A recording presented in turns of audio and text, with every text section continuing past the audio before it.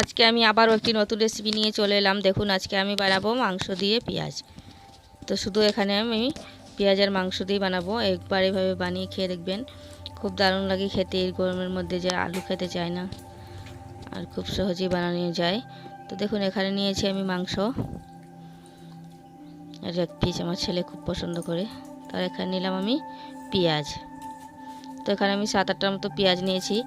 তো পেঁয়াজটাকে আমি আগে বাকলা ছুলে নিয়েছিলাম। তো দেখুন আমি পেঁয়াজগুলোকে এবার এইভাবে করে কাট লাগিয়ে নেব। তো আমি বেশি করে কাটবো না, শুধু এরকম হালকাভাবে কাটছি, যা মশলা সহজেই ঢুকে যায় পেঁয়াজের ভিতরে। তো দেখুন আমার পেঁয়াজগুলো কাটানো হয়ে গেছে এইরকমভাবে। তখন আমি কড়াই বসিয়ে দিয়েছিলাম, আর এবার আমি তেল গরম দিয়ে দিলাম। তো আমার তেলও দেখুন গরম হয়ে গেছে। তখন আমি দিয়ে দেবো পেঁয়াজগুলো। তো পেঁয়াজগুলোকে আমি একটু হালকা করে ভেজে নেব। আর আমার রেসিপি যদি ভালো লাগে, যে যেখান থেকে দেখছেন আমার চ্যানেলটি সাবস্ক্রাইব করে দিন। তো দেখুন এবার আমি পেঁয়াজগুলোকে নামিয়ে নিলাম। তো আমি এখানে বেশি করে ভাজিনি পেঁয়াজগুলোকে। আর একটি লাইক দিয়ে দেবেন, আর কমেন্ট করে জানাবেন আমার রেসিপি কেমন হয়েছে। তো এবার আমি মাংসগুলোকে একটু হালকা করে ভেজে নেব, যাতে মাংসগুলো খেতে একদম বেশি মুরগের মতো লাগে। তো মাংসগুলোকে আমি ভালো করে ভেজে নেব একটু।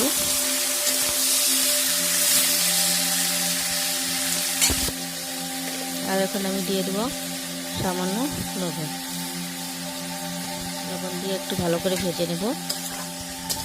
তো আমি এখানে লাল করে ভাজবো না, যাতে জলটা শুকিয়ে যায় এমনভাবেই ভাজবো। তো দেখুন আমার ভাজানো হয়ে গেছে। তো এবার আমি মাংসগুলোকে নামিয়ে নিলাম।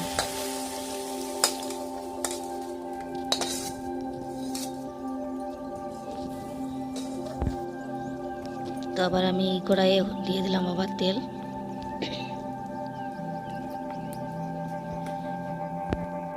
তখন আমি ওই কড়াইয়ে আবার তেল দিয়ে দিলাম, আর দেখুন আমার তেলও গরম হয়ে গেছে। তো এবার আমি দিয়ে দিলাম কুচানো পেঁয়াজ। তো পেঁয়াজগুলোকে আমি হালকা বাদামি কালার করে ভেজে নেব, যাতে পেঁয়াজ। তো দেখুন এখানে আবার আমি দিয়ে দিলাম 2-3টা তেজপাতা, আর দিয়ে দিলাম গরম মশলা। এখন দিয়ে দিলাম দারচিনি, এলাচ আর গোলমরিচ। তো সবগুলো দিয়ে আমি একটু ভালো করে ভেজে নেব।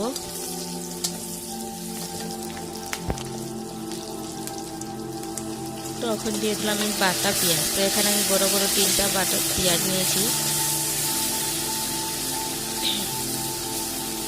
আর নিয়ে নিলাম আমি কাঁচামরিচ, আর দিয়ে দিলাম এখানে আমি 1 চামচ রসুন, আর দিয়ে দিলাম 1 চামচ আদা। তো এখানে আমি 1 চামচ থেকে একটু বেশি দিয়েছি। আর মশলা দিয়ে যারা আন্দাজ মতোই নেবেন, সবাই তো আর মশলা এক সমান খায় না, কেউ কম বেশি খায়। তো এবার আমি মশলাগুলোকে একটু কষিয়ে নেব।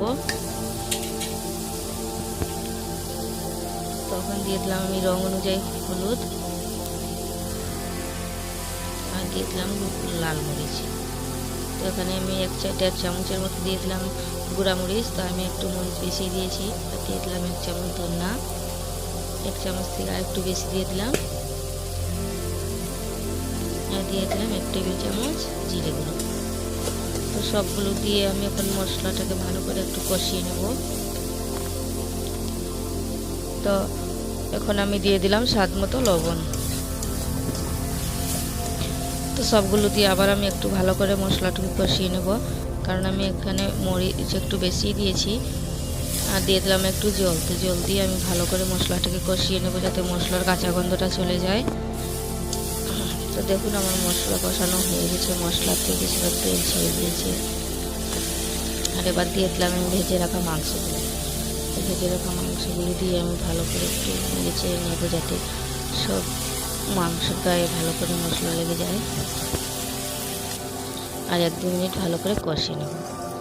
তো দেখুন আমার কষানো হয়ে গেছে মাংস। এখন আমি দিয়ে দেবো জল। তো ওখানে আমি জল বেশি দেবো না, কারণ আমি মাংসতে বেশি জল রাখবো না, তাই আমি আন্দাজ মতোই জল দিলাম। আর ওখানে দিয়ে দিলাম আমি পেঁয়াজগুলো। তো পেঁয়াজগুলো আমি আগে দিইনি, কারণ ভাজার সময় বেশি নাড়াচাড়া করলে পেঁয়াজগুলো খুলে যেত, তার জন্য এখন আমি দিয়ে দিলাম পেঁয়াজগুলো। তো দিয়ে ওখানে আমি ঢাকনা লাগিয়ে কিছুক্ষণ ভালো করে সেদ্ধ করে নেব। তো দেখুন মোটামুটি আমার সবজি হয়ে গেছে, মাংস আর পেঁয়াজগুলো দেখুন মোটামুটি সিদ্ধ হয়ে গেছে। আর মাংসের কালারটাও দেখুন। তখন আমি দিয়ে দিলাম গরম মশলা। তো গরম মশলা এখানে আমি 1 চামচ দিয়েছি। আমি সবসময় বাটা গরম মশলাই খাই, গুঁড়া খাই না। তো আমি এখন দিয়ে দিলাম গরম মশলা। তো দিয়ে আমি আর 1-2 মিনিট কষিয়ে নেবো। তো দেখুন তো আর 1-2 মিনিট আমার পাকানো হয়ে গেছে মাংসগুলো, কি সুন্দর হয়েছে দেখুন একদম। আর আপনি একটু ঝোল আছে, তা নামিয়ে রাখলে একদম টেনে যাবে। তো আমার মাংস হয়ে গেছে, তো এবার আমি নামিয়ে নিলাম। আমার রেসিপি দেখার জন্য সবাইকে অনেক অনেক ধন্যবাদ।